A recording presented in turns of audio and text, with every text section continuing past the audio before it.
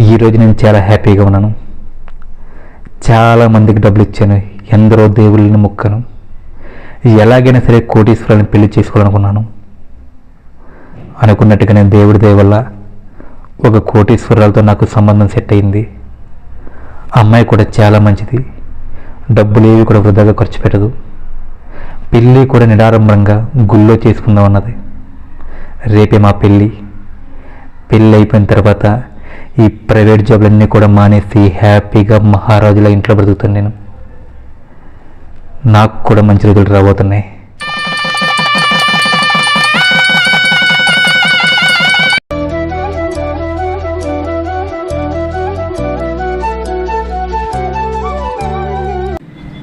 ఇదేంట్రా దేవుడా, అన్ని డబ్బులు పెట్టుకుని డొక్కులు అమ్ముకుండేది అలాగే నడుచుకుంటూ వస్తుంది.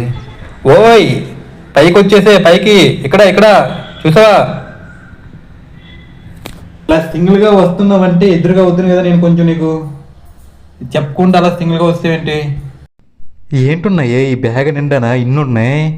ఎందుకు చేతిలో డొక్కులు తెచ్చావు? డబ్బులు ఉంటే అవన్నీ ఆటోమేటిక్ కొనేసుకుంటాం కదా, నువ్వు మరీని నువ్వేంటి మరి అలా నడుచొచ్చేసావు? ఒక కార్ తెచ్చుకుంటే అయిపోద్ది కదా. మన ఇంటి దగ్గర కార్ పెట్టుకోవడానికి పార్కింగ్ ప్లేస్ ఉందా? లేదు. డ్రైవర్కి స్పెషల్ రూమ్ ఉందా? లేదు. అలాంటప్పుడు నీ కార్ ఎందుకు చెప్పు? ముందు కార్ పెట్టుకోవడానికి పార్కింగ్ ప్లేస్ తయారు చేయి, ఓకేనా? సరే, మరి ఏం తెచ్చావు బ్యాగ్లోని? మొత్తం డబ్బులు అనేది తెచ్చేసా, డబ్బులు బంగారం అన్నీ తెచ్చేసావు మనకి. ఓకే, ఏంటి తెచ్చావు? ఏంటి? కొత్తిమీర కట్ట. ఇంకేమున్నాయి? కరివేపాక. ఏంటి ఏం తెచ్చావే? నాకు అర్థం. ఈ డొక్కులేటే ఇవి? నాకు సారా? ఓరి అమ్మ, ఏటున్నాయి బ్యాగ్లో? డబ్బులు ఉన్నాయివే? డబ్బులు ఎక్కడ పెట్టావే? ఈ అటు మామిడి పళ్ళు ఉల్లిపాయలు ఎవరికి కావాలి? డబ్బులు ఎక్కడ ఉన్నాయి? డబ్బులు తేలేదు ఎట్లు? అసలు ఒక రూపాయి కూడా తెలియదు నాకు. ఏమన్నా బ్యాగ్ మొత్తం ఖాళీగా ఉంది, నాకేం అర్థం కావట్లేదు. డబ్బులు తెచ్చావు లేదా? డబ్బులు అని అలగారుస్తావు. డబ్బులు ఏమైనా బ్యాగ్లో పెట్టుకొని తిరుగుతామా? భూమి మీద ఇన్వెస్ట్ చేస్తాం, అవి వస్తే తెస్తాంలే. ఎందుకు అలగలుగుతావు? వస్తాయి డబ్బులు, వస్తాయి. దీనమ్మ జీవితం. మెల్లిగా పెళ్లి చేసుకుని ఏదో ఒకలాగా కోటీశ్వరుని అయిపోదాం అనుకుంటే ఇదేమో డబ్బులు ల్యాండ్ పైన ఉన్నాయి, అక్కడ ఉన్నాయి, ఇక్కడ ఉన్నాయి అంటుంది. నెమ్మదిగా ఏదో ఒకలాగా ల్యాండ్ అమ్మించేసి ఆ డబ్బులు వచ్చేస్తే కోటీశ్వరుడు అంటే ఎలా ఉంటాడు ఈ ప్రపంచాన్ని చూపిస్తారా? హలో, డీల్ సెట్ అయిందా? ఇంకా లేదా? ఎప్పుడు చేస్తారు? తొందరగా చెయ్యండి, మనకి డబ్బులు చాలా అవసరం, తొందరగా చెయ్యాలి.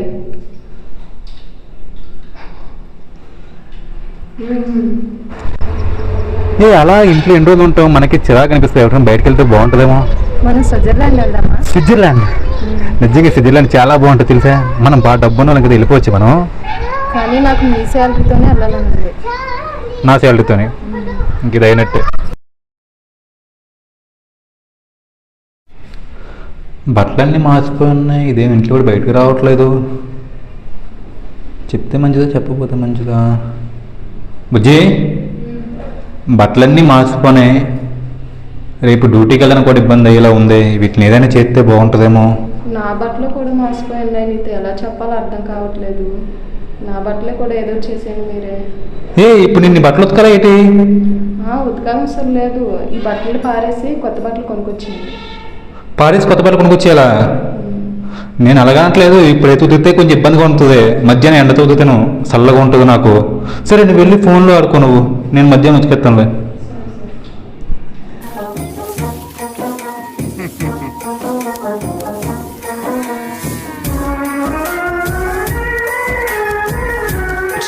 దీనమ్మ జీవితం. నా బట్టలు ఉతుక్కోవడమే నాకు కష్టమైపోతుంటే మళ్ళీ దీని బట్టలు కూడా ఉతకాల్సి వస్తుంది. మళ్ళీ ఏదో ఒకలాగా కొంచెం కంగారు పెట్టాలి భూమి అమ్మని చెప్పేసి. మెల్లిగా భూమి అమ్మేస్తే మన చేతికి డబ్బులు వస్తే ఈ బాధలన్నీ ఆటోమేటిక్గా పోతాయి.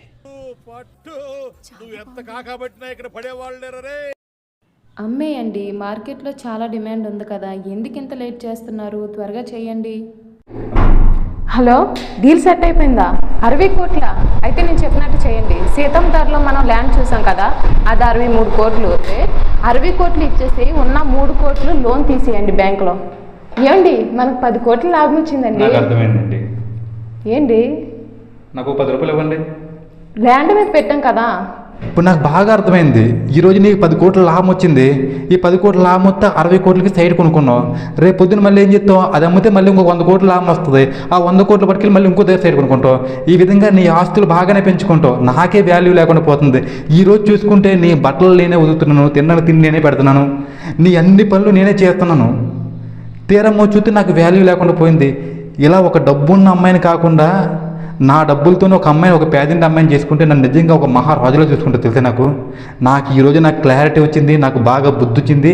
బుద్ధి తక్కువే నేను పెళ్లి చేసుకున్నాను. నాకు డబ్బున్న అమ్మాయి వద్దు, ఎవరి వద్దు, నువ్వు వెంటనే ఇంటికి వెళ్ళిపో. నేను ఏదో ఒక అమ్మాయిని, పేద అమ్మాయిని పెళ్లి చేసుకుంటాను. అలా నాకే చూడడం కాదు, నాకు ఒక పిచ్చి క్లారిటీ వచ్చింది. నాకు ఏదేమైనా పర్వాలేదు, నాకు ఒక పేద అమ్మాయే కావాలి, నాకు నన్ను బాగా చూసుకునే అమ్మాయే నాకు కావాలి. నువ్వు వద్దు, వెళ్ళిపో, వెంటనే వెళ్ళిపో, నాకు అవసరం లేదు. నువ్వు ఉన్న ఫలంగా వెళ్ళిపోమంటే ఎలా వెళ్ళిపోను? నాకు ఏదో ఒకటి సెటిల్మెంట్ చేయు.